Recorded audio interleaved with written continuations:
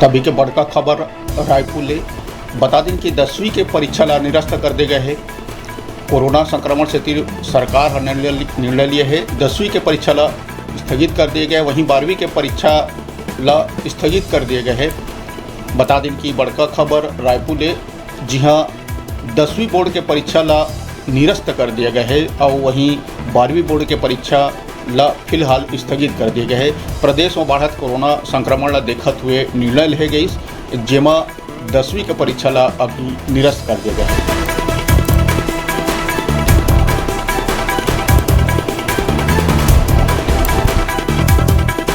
तो बता दें कि एक बड़का खबर रायपुर ले जहाँ कोरोना संक्रमण ला देखते हुए 10वीं बोर्ड के परीक्षा ला निरस्त कर दिए गए है, उन्हें 12वीं बोर्ड के परीक्षा ला आगामी आदेश तक स्थगित कर दिए गए हैं।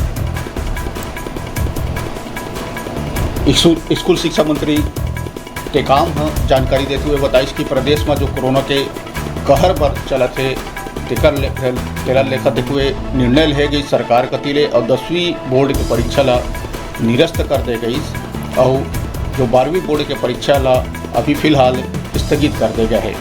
तो अभी के बड़का खबर रायपुर ले जी हाँ 10वीं बोर्ड के परीक्षा ला निरस्त कर दिए गए हैं।